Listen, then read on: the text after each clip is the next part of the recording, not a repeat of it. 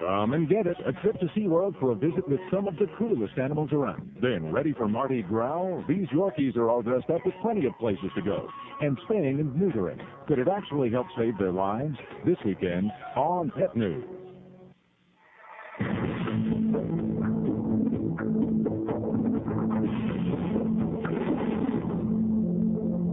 Welcome back. More UN personnel move out and more military forces move in as the U.S. prepares to take action against Saddam Hussein for his refusal to cooperate with UN arms inspectors. Is a forceful military attack the only way Saddam will learn his lesson, or will he change his course in the 11th hour? Joining us now from Washington, Mark Bruzonsky from the Committee on the Middle East and Fox News political analyst Juan Williams. Juan, let me start with you, if I may. There's an article today by Jim Hoagland in the Washington Post. He says that widespread Iraqi civilian deaths are almost certain if we carry out an attack of the magnitude that we look to be preparing for. Is this really necessary? Oh, I think it is necessary, David. This is a sad reality. I mean, we're talking about a military action, and it's going to have consequences. There's no getting away from that, and there's no way to pretty up the picture. But it's also a reality that if you allow Saddam Hussein to continue to stockpile his weapons, both his ballistic weapons as well as some of these chemical weapons, that you're talking about widespread death in that region and destabilizing the world. So I think you have to literally put it in perspective and context in terms of what we mean. If there's no prettying up the picture, you would have civilian casualties. Mr. Bruzonsky, are widespread Iraqi civilian casualties the price we have to pay for Saddam's intransigence? Well, David, by asking the question in the way that you're asking it, it sort of elicits one kind of answer. No, I can take any kind of answer you want to give me. Go ahead.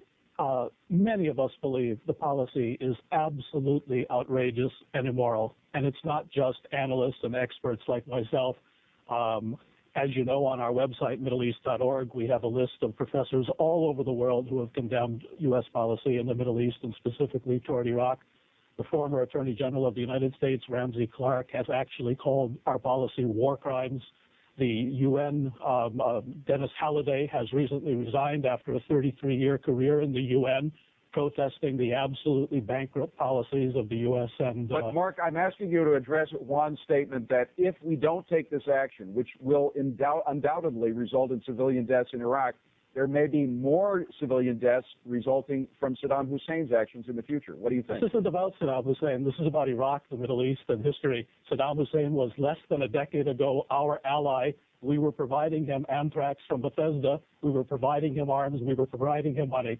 This is about American domination and control of the region. Juan Williams, Mark makes a very good point. Just, a couple of years ago, he's our ally. Now he's our enemy. What's to say he won't be our ally again? Well, you never know, but I mean there's a changing force in terms of international politics and the dynamics, no question, David. But the fact is, at the moment, I think we have been unerringly patient and attempted to make all sorts of considerations. I think if you look back at the way that we pulled out the UN weapon inspectors, the way that this administration has given a hard time to Scott Ritter, who protested to the point of resigning over the inability to go in and look at exactly what Saddam Hussein was up to, you understand the U.S. is not acting in some preemptory fashion, that we have been patient and thoughtful, and we are finally forced to take action against Saddam Hussein. I find it difficult to understand why anyone would say, oh, no, you should coddle Saddam Hussein and entertain him all the more because he was once your ally. Well, at the moment, he's very much not only our enemy, but the world's enemy. Mark, should we coddle Saddam Hussein? David, this discussion bears little relationship to the realities in the Middle East. Juan and I were talking. He's never been to the Middle East. What we're dealing with is American domination of the region. This is a destroyed country.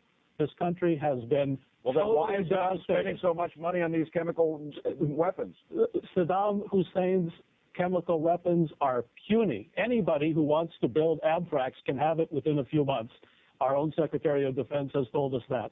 The only country in the Middle East that has substantial weapons of mass destruction is our ally Israel, which, by the way, is 8 times more powerful than all the Arab armies combined. And that's got to be the last word. Mark Bruzonsky, I do want to add, Saddam spends a lot of money on his palaces. Juan Williams in Washington, we thank you very much. Got to take a short break. We're going to be right back with more on the conflict in Iraq.